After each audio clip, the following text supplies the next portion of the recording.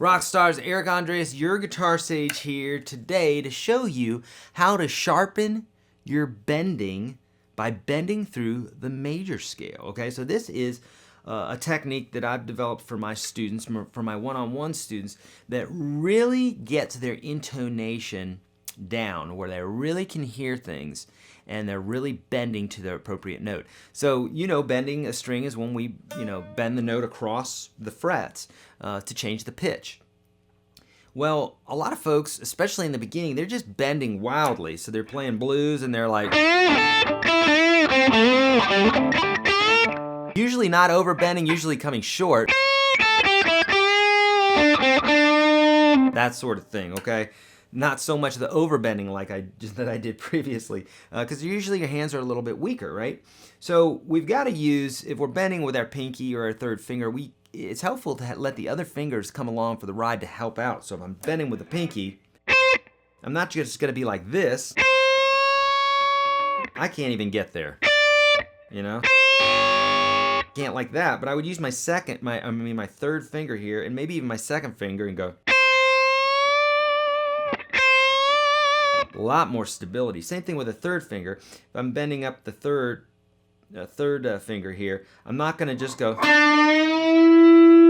even though I could, but I don't feel like I have any control over that. But if I have these other fingers along with it, I can do some vibrato and everything else. All is good with the world. Okay, so with that being said, we need something, a goal to go for. And the first bit would be to practice bending half steps and whole steps. Easy enough to do. Great place to start is on the 7th fret of the 3rd string, because we're going to bend up a half step and then a whole step. It's in A blues, which is very common. We're going to bend to both of those notes. So the way I do this is an introduction before I get you into the scale part here. Is what you do is you pick a note and then you bend into it. There's the 8th fret.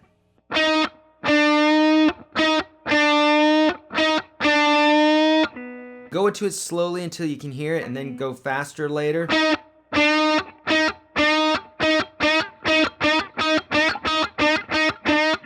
And then that will get your intonation down faster and better and that sort of thing. So that's a half step bend, and that's cool. We want to do that. We also want to do a whole step bend. So here at the 9th fret, we want to hit the note and then bend up to it. Fresh in our ear.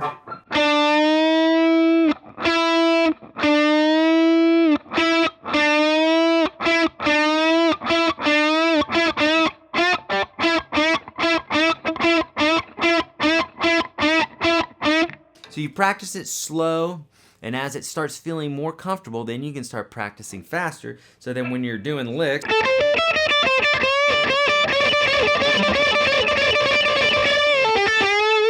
you can do them faster, but you want to be able to do them slowly so that your intonation is correct every time, because that lick wouldn't sound good if I was playing it like...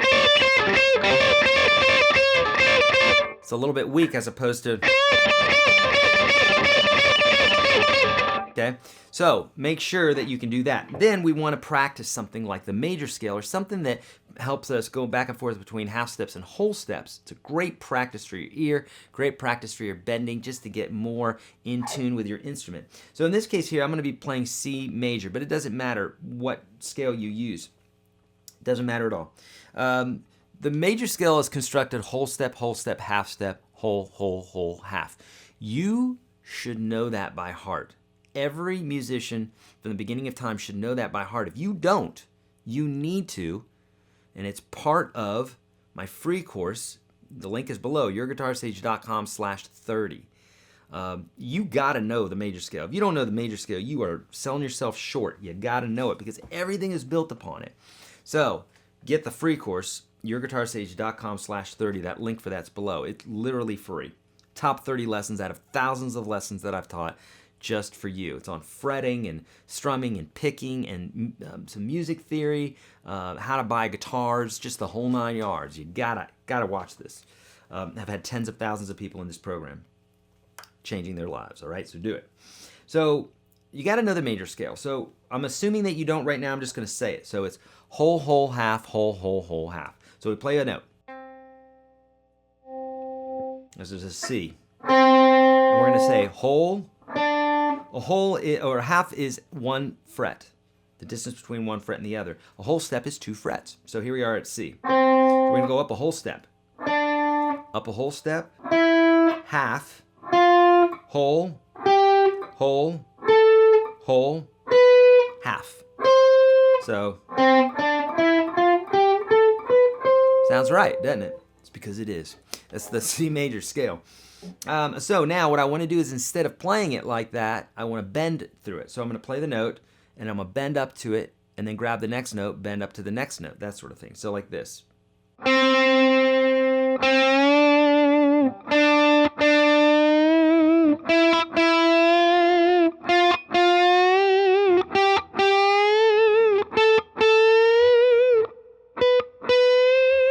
Okay, now that's one way to do it. The other way we could do it is like this, is to actually play the note first.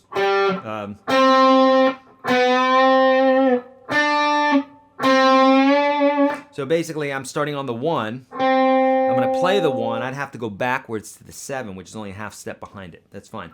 So just play it, play the 1, bend up a half step from the 7. If this is too difficult for you, just work on 1 and then work on the next one, that sort of thing. Don't work on it like a whole scale like I'm doing then. So here's the 1.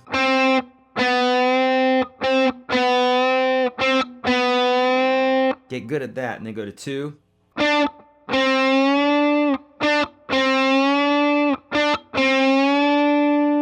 Then 3.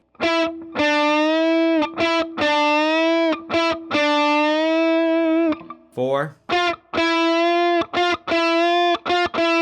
So there's 2 different techniques. You could play the note first, then bend up to it, and then play the next note and bend up to it and continue to go like that. Or you can do the other way that I mentioned, which is just play the note and bend up to the next note.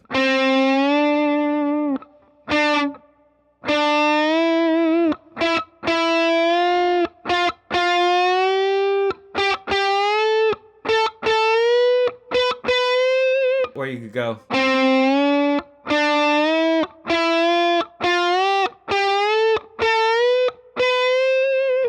Make sense? So basically what we're trying to do is we're throwing half steps and whole steps at ourselves, and we're playing diatonically, which means in the major scale. And this is going to get our brains engaged, get our ears engaged, get our understanding of the neck more. It's just going to make everything flow more naturally, especially when it comes to your bends. All right, my friends? Listen, you can do this. Every new technique that every guitar player since the beginning of time has ever tried has been difficult at first. Coincidence? I think not, and here's why. Here's a notion that may blow you away. Everything is learned, right? With the exception of maybe breathing, but I think I recall when I was a little baby, I was gasping like mad when I was born because I hadn't breathed before, okay? So everything is learned, and I remember it took many years before I could even poop. So the very simple techniques, very simple bits and pieces from breathing to eating, I couldn't eat for several years. Can you believe that? Boy, I must be some sort of freak of nature. Nope, just normal. It just takes time to learn everything. Same with guitar. So, my friends, don't be distraught. Don't be frustrated that you're having a hard time learning guitar. Do you know why? Every guitar player, every great guitar player since the beginning of time had frustrations and had to learn every same little bit that you're learning and was frustrated, okay? So keep going. Slow and steady wins the race. My gosh, you gotta have some resources. Go to YourGuitarSage.com/30. Start there, step by step, at least the first 30 lessons that you're ever gonna learn. Start there, and you will be well on your way to being a great guitar player. And of course, you have to practice. And you got to subscribe to me because I have like 1,000 videos just here on YouTube alone, not to mention thousands of others on the rest of the net, on YourGuitarSage.com and that sort of thing. So my friends, please let me know how I can help. Leave your comments below. Is there anything that I might have forgotten in what I'm showing you here? Maybe you have a different technique or something that you want to add, something intriguing that would get us talking? Do it. Do so below. I would love to hear from you. I love to hear from my students.